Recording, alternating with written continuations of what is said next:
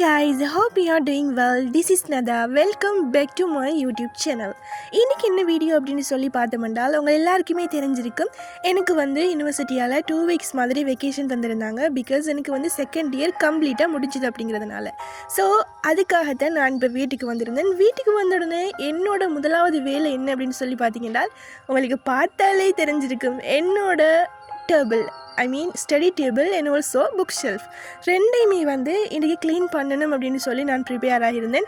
உண்மையாகவே பார்த்தோம் அப்படின்னு சொன்னால் அவ்வளோ டேட்டியாக இருந்துச்சு. ஏன்னு சொன்னால் கிட்டத்தட்ட ஒரு எப்படியும் 1.5 and 2 months இருக்கும் இதெல்லாம் க்ளீன் பண்ணி. என்ன விஷயம் அப்படின்னு சொன்னால் எனக்கு என்னோடய புக்ஸ் எல்லாம் என்னோட கண் முன்னுக்கே இருக்கணும் அப்படின்னு சொல்லி நினைப்பேன். ஸோ எல்லா புக்ஸையுமே எனக்கு முன்னுக்கே இருக்கிற மாதிரி தான் எல்லாத்தையுமே செட் பண்ணி வச்சுருந்துருப்பேன். ஸோ அந்த புக் ஷெல்ஃபுக்குள்ளேயே இருக்கக்கூடிய எல்லா நோட்ஸையுமே எனக்கு என்னென்னவெல்லாம் தேவையாக இருக்குமோ எல்லாத்தையும் அந்த ஷெல்ஃபுக்குள்ளேயே போட்டு போட்டு போட்டு வச்சுருந்ததுனால ஸோ மிச்ச நாளைக்கு பிறகு இதை பார்க்குற நேரம் எல்லாமே ஒரு என்ன சொல்கிறது ஒரு டேட்டியான ஒன்றா மாறி போயிருந்துச்சு. ஸோ அதெல்லாம் என்ன செய்யணும்னு சொன்னால் இன்றைக்கி எல்லாத்தையுமே வெளியாக்கிட்டு நான் ஃபுல்லாகவே க்ளீனிங் வேலையில் இறங்கிட்டேன். இதே மாதிரி நிறைய பேருக்கும் இந்த பழக்கம் இருக்கும். என்ன அப்படின்னு சொன்னால் அவங்க படிக்கிற நேரம் அவங்க படிக்கிறாங்களோ இல்லையோ அந்த புக்கு என்ன செய்யணும்னு சொன்னால் அவங்களோட கண் முன்னுக்கு இருக்கணும்.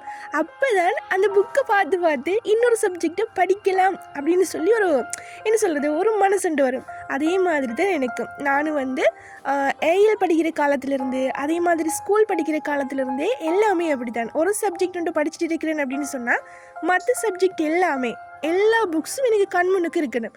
அது பழகி பழகி இப்போ என்னோடய புக் ஷெல்ஃபே நிறைஞ்சு போகிற அளவுக்கு புக்ஸ் எல்லாத்தையும் சேர்த்து வச்சுருப்பேன். அது எனக்கு டிஸ்போஸ் பண்ணுறதுக்கும் ஒரு மனசு வராது.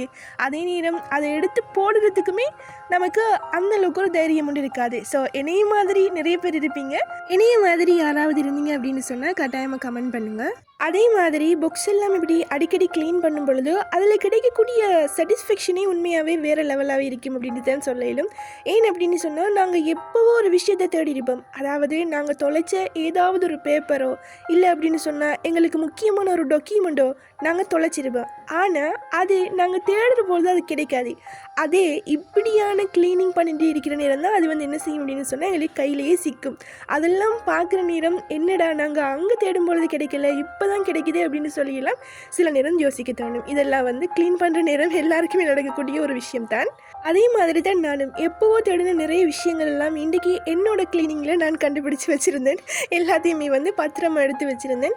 அதே நேரம் நான் ப்ரீ ஸ்கூல் போனதுலேருந்து என்னோட ஏஎல் முடிகிற வரைக்கும் என்னோட அச்சீவ்மெண்ட்ஸ் அண்ட் ஆல்சோ ஸ்கூல்லலாம் டேர்ம் எக்ஸாம் நடத்தி ரிப்போர்ட் ஷீட் தருவாங்க இல்லையா, அந்த ரிப்போர்ட் ஷீட் எல்லாத்தையுமே எங்கிட்ட உண்மை என்ன செய்வாங்க அப்படின்னு சொன்னால் ஒரு ஃபைல் ஒன்றுக்குள்ளே போட்டு பத்திரமா வச்சுருப்பாங்க.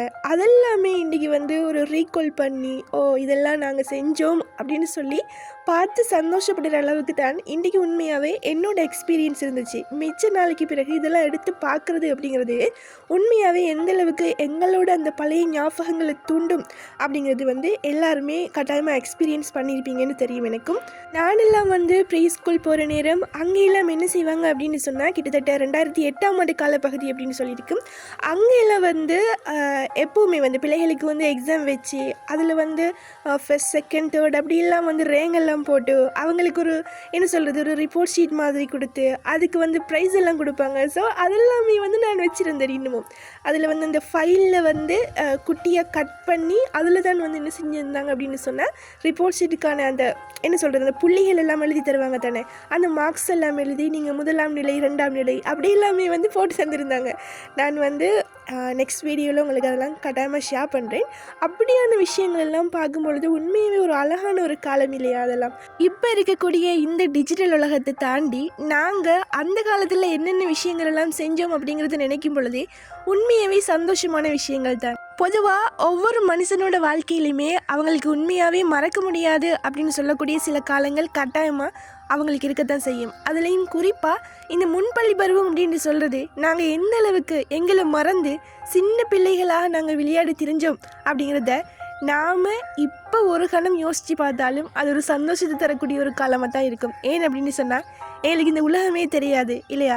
நாங்கள் இதுதான் ஆக போகிறோம், நாங்கள் இதுதான் படிக்க போகிறோம், இதுக்கு பிறகு எங்களுடைய வாழ்க்கை இப்படி தான் இருக்க போகுது, எந்த ஒரு பிளானும் எந்த ஒரு ஐடியாவுமே இல்லாமல் ஒரு குறுகிய வட்டத்துக்குள்ளே எங்களோட பேரண்ட்ஸ் எங்களோட ஃபேமிலி அப்படின்னு சொல்லி ஒரு சந்தோஷமாக இருந்த ஒரு காலப்பகுதி.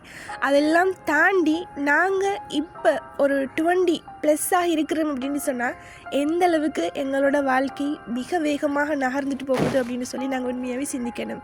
என்னையை பொறுத்த வரைக்கும் உண்மையாகவே வாய்ப்பு அப்படிங்கிறது எல்லாருக்குமே நிற்காது, கிடைக்கும். ஆனால் அவங்க அதை யூஸ் பண்ண மட்டும் அந்த வாய்ப்பை என்ன செய்யாதுன்னு சொன்னால் கட்டாயமாக வெயிட் பண்ணாது. ஆக உங்களுக்கான வாய்ப்புகளை நீங்கள் என்ன செய்யணும்னு சொன்னால் ஒவ்வொரு நாளும் உங்களுக்கானதாக உருவாக்கி கொண்டிருக்க வேண்டும். அப்படிங்கிறது தான் இன்றைக்கு என்னோட உங்களுக்கான ஒரு மோட்டிவேஷனாக இருக்க போகுது. ஸோ கைஸ், அவங்களோட பேசியே நானும் என்னோட புக் ஷெல்ஃபை இன்றைக்கி க்ளீன் பண்ணி முடிச்சிட்டேன். ஸோ இது எப்படி இருக்குது அப்படின்னு சொல்லி கட்டாயமாக கமெண்டில் சொல்லுங்கள். ஸோ கைஸ், இன்றைக்கான வீடியோ இவ்வளவும் தான். இன்னொரு பியூட்டிஃபுல்லான விளாகோட நான் உங்களை மீட் பண்ணுறேன். Thank you for supporting me.